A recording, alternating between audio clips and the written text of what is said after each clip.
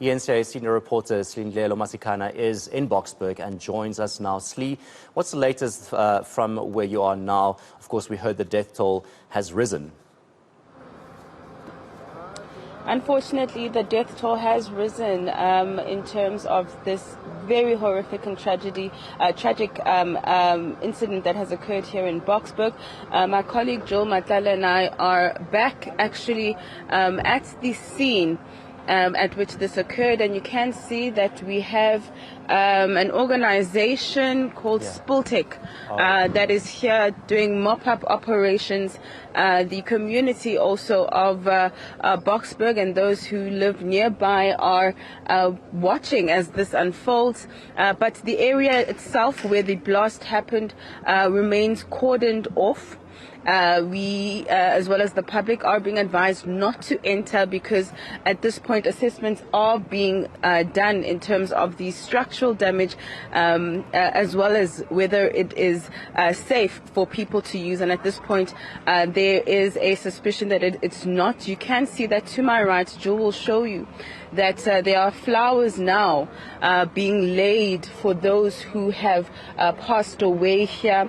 You would remember those very horrific videos on social media where you could see just people lying with limbs missing in this particular spot right here. And at this point, from what we understand from the minister's briefing, we know that the driver of the tanker has not sustained any injuries at this point, but of course we know an inquest docket has been opened and police investigations are underway to establish exactly why this tanker found itself in a residential area and attempted to make its way through this low lying bridge. From the briefing we got yesterday, we know that this tanker was moving from Richards Bay, making its way to Botswana. So the question is, what was it doing in Boksburg?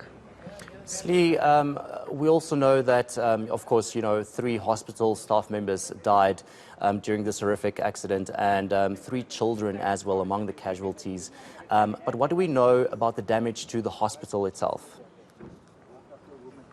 So that's more information that we got today following the minister's briefing and oversight visit to Tambo Hospital, which is literally a few meters away from where the blast took place. And we know, of course, that the hospital and its staff suffered some injuries. Most staff members and patients have suffered some injuries. Some have been transported to various hospitals. But for now, we know that certain units of the hospital are not operational at this point, and that the hospital itself as well is not accepting any new patients, and that those who were expecting to deliver today, in fact those expecting mothers, were transferred to alternative hospitals as well yesterday. But let's just take a listen to some of what the minister had to say. There is indeed very significant damage, as we have seen in the accident and emergency area. We've also seen in the X-ray department where the roof and the ceilings have collapsed, broken windows and other broken equipment.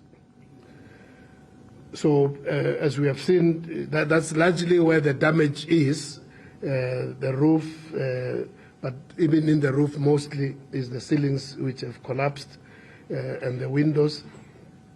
At this stage, we are optimistic, even though we await the experts, the structural engineers who have already been on the scene, and they are going to be continuing to do their assessment. We are optimistic that the major structure of the buildings of the hospital hopefully will be found to be still sound, that it can be salvaged. That's just from a naked eye assessment from ourselves, but we are not the experts in this regard.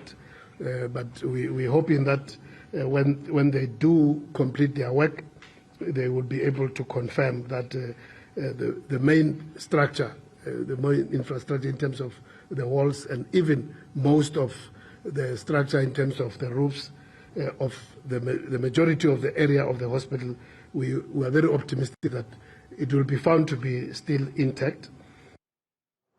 Well, it seems that there is some, work to be done, but when can we expect the hospital to be fully functional again?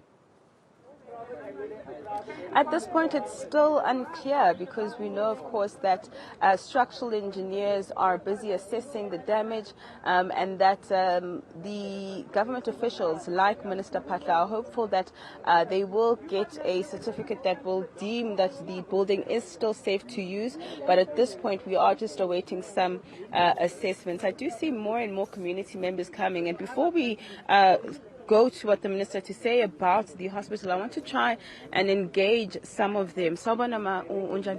Ngiyaphila sisi njani? Ngiyaphila. Angicela ngitshele ukuthi mhlambe uhlala lana noma khona omaziyo owalimala khona la. Sihlala lana sisi.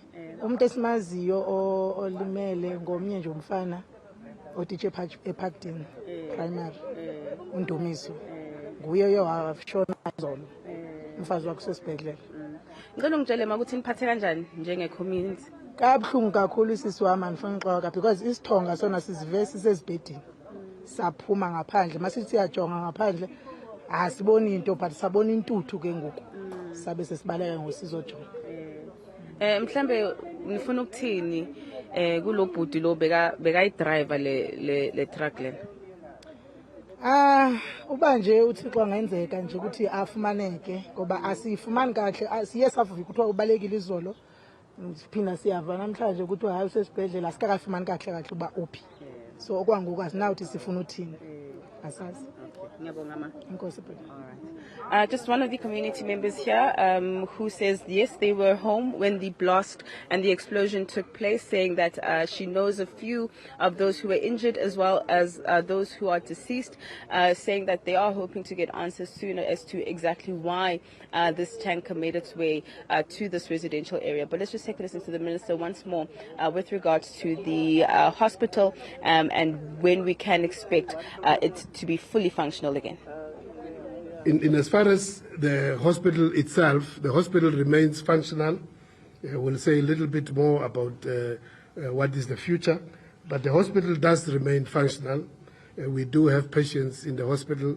At the current moment, there are 321 patients who are admitted in the hospital. Since the incident yesterday, there's been no new admissions so that the situation can be stabilized. So patients who are coming here, in the case of absolute emergency, they are attended to, but they are largely diverted.